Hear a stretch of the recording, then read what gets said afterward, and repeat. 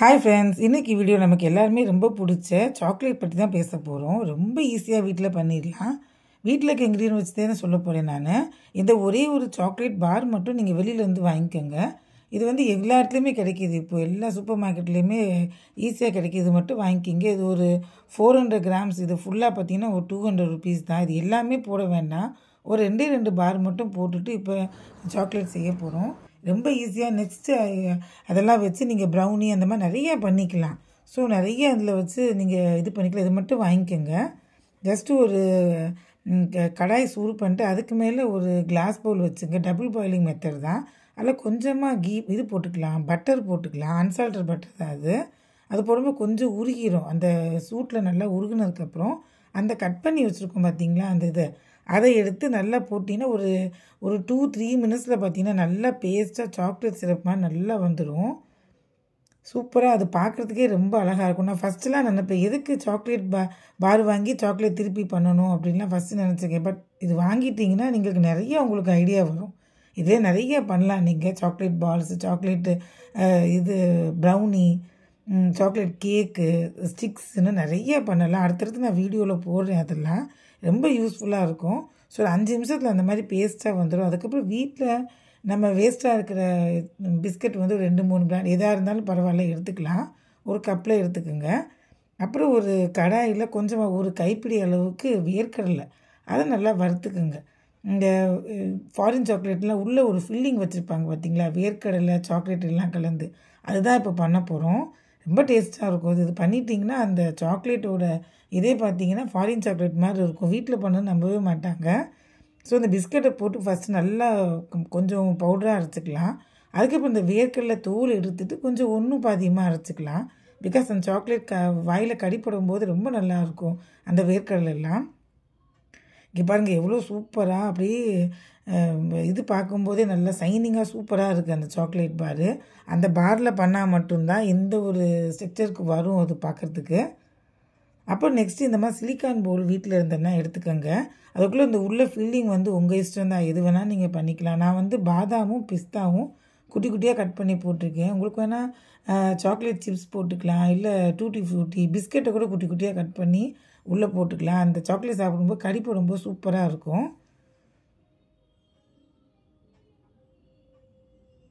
அவ்வளோதான். இது மேலே ஊற்றி ஒரு நல்லா அப்படி தட்டி விட்டு இது சமப்படுத்திட்டு உள்ளே ஒரு 10 நிமிஷம் வச்சு எடுங்க ஃப்ரீசரில்.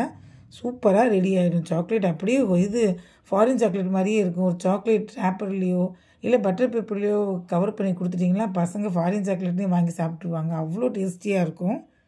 இப்போ பாருங்கள் 10 நிமிஷத்துக்கு அப்புறம் காட்டுறேன். அந்த கீழே இருக்கிற அந்த பாதாம் பிஸ்தாலாம் இவ்வளோ ஷேப் இவ்வளோ அழகாக தெரியுது பாருங்கள். ரொம்பவே டேஸ்ட்டாக இருந்துச்சு அந்த சாக்லேட்டு சாப்பிடும்போது. இங்கே பாருங்கள், எல்லா ஷேப்லேயும் நான் எடுத்து காட்டுறேன். கீழே அந்த பாதாம் பாருங்கள் கலர்ஃபுல்லாக அந்த ப்ரௌனுக்கும் அந்த க்ரீனுக்கும் பார்க்கவே ரொம்ப சூப்பராக இருந்துச்சு. கடைசி நான் ஃபோட்டோ காட்டுறேன் பாருங்கள் எவ்வளோ நல்லா இருக்குன்னு. இப்போ எல்லாத்தையும் எடுத்தாச்சு. இங்கே பாருங்கள், இந்த மாதிரி ஒரு பிளாஸ்டிக் ஒரு கண்டெய்னரில் போட்டு வச்சுக்கோங்க. இல்லாட்டி கொஞ்சம் மெல்ட் ஆயிரும். போட்டுட்டு எப்போயுமே ஃப்ரிட்ஜிலே வச்சுக்கோங்க. வெளியில் வச்சா மெல்ட் ஆயிரும். பாருங்கள் சூப்பராக ரெடி ஆகிடுச்சு. 2 இன்க்ரீடியன்ட் தான் போட்டுட்டு பட்டரும் அந்த சாக்லேட் பாரும் போட்டு சூப்பராக ஒரு இது ரெடி பண்ணியாச்சு. பாதாம் பிஸ்தா வீட்டில் இருந்தால் போட்டுக்கலாம், இல்லை அவாய்ட் பண்ணிக்கலாம், அவங்க இஷ்டம் தான் அது. நெக்ஸ்ட்டு அந்த பிஸ்கெட்டும் அந்த வேர்க்கடலை அரைச்சியும் பார்த்திங்களா, அந்த இதை எடுத்துக்கலாம் ஒரு பவுலில்.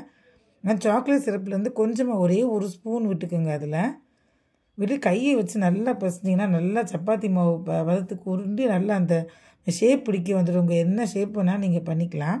நான் ரவுண்டாக ஒன்று பண்ணியிருக்கேன். அப்புறம் சாக்லேட் பார், அந்த பார் மாதிரி ஒரு ரெக்டாங்கிள் ஷேப்பில் ஒரு 2 பண்ணியிருக்கேன். ரவுண்ட் அண்ட் ரெக்டாங்கிள் ஷேப்பில் பண்ணியிருக்கேன். நல்லா கையை விட்டு பிசைஞ்சு நல்லாவே பிசைய வரும். நல்லா உருண்டை பிடிக்க வரும். இது வாங்கி ட்ரை பண்ணி பாருங்கள். பசங்க ரொம்பவே என்ஜாய் பண்ணி சாப்பிடுவாங்க. ரொம்ப எக்ஸ்பென்சிவான இதெல்லாம் கூட இதில் பண்ணும்போது ரொம்ப ஈஸியாக தெரியும் உங்களுக்கு. நிறைய சாக்லேட் இதில் பண்ணலாம். சாக்லேட் பிஸ்கட், கேக்கு, குக்கீஸ் அந்த மாதிரி நிறைய பண்ணலாம். அந்த இது பார் மட்டும் வாங்கி வச்சிட்டிங்கன்னா இங்கே பாருங்கள் இந்த மாதிரி குட்டி குட்டி பால்ஸாக பண்ணிக்கலாம். அதுக்கப்புறம் கொஞ்சம் கையில் பிடிச்சிட்டு இந்த மாதிரி ரெக்டாங்கிள் ஷேப்பில் இது சாக்லேட் பார் மாதிரி பண்ணிக்கலாம். அதுக்கப்புறம் அதை இந்த சாக்லேட் சிரப் ஒன்று பண்ணி வச்சுருந்தேன் பார்த்தீங்களா, மெல்ட் பண்ணி அதில் போட்டு டிப் பண்ணி எடுத்துட்டிங்கன்னா சூப்பரான சாக்லேட் ரெடி ஆயிரும். டேஸ்ட் வேறு லெவலில் இருக்கும். ட்ரை பண்ணி பாருங்கள் இதே மாதிரி. இப்போ எல்லா இடத்துலையும் இந்த சாக்லேட் பார் வந்து கிடைக்கிது. அவ்வளோதான் பாருங்கள், இந்த மாதிரி கையில் வச்சு அழுத்தி அழுத்தி நல்லா இந்த மாதிரி ரெக்டாங்கிள் ஷேப்பில் எல்லாமே பிடிச்சிட்டோம். நெக்ஸ்ட் இதை வந்து ஃப்ரிட்ஜில் வைக்க வேண்டாம். இது ஒரு 2 நிமிஷத்தில் பண்ணி முடித்தோடனே நம்ம அந்த இதில் டிப் பண்ணி எடுத்துக்கலாம். அப்போ தான் அது ஒட்டும். ஃப்ரிட்ஜுக்குள்ளே வச்சுட்டிங்கன்னா ஒட்டாது, கொஞ்சம் கல் மாதிரி ஆயிரும்ல. ஸோ அந்த சாக்லேட் டிப்பில் வந்து ஒட்டாது. இது பண்ணி முடித்த உடனே அதில் போய் டிப் பண்ணி எடுத்துருங்க.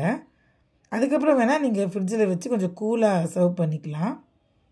அங்கே இதில் வச்சு நல்லா இப்படி டிப் பண்ணிடுங்க.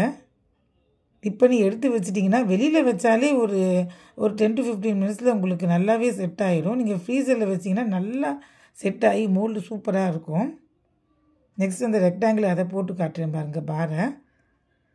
அதே இந்த மாதிரி நல்லா டிப் பண்ணி எடுத்துகிட்டு வச்சிடலாம். சூப்பராக ரெடி ஆகிடும்.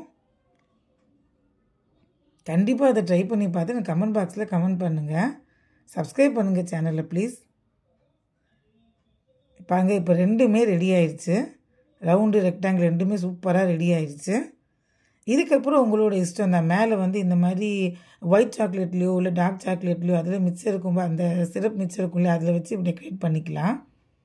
மேலே அந்த குட்டி குட்டி சிப்ஸ் அந்த மாதிரிலாம் போட்டுக்கலாம். மேலே நான் அந்த பாதாமும் பிஸ்தா மிச்சம் இருந்தது தான் போட்டிருக்கேன். பார்க்கவே கலர்ஃபுல்லாக சூப்பராக இருந்தது. டூட்டி ஃப்ரூட்டி போட்டுக்கலாம். நீங்கள் white chocolate chips, chocolate chips, dark chocolate எது வேணால் நீங்கள் மேலே போட்டுக்கலாம்.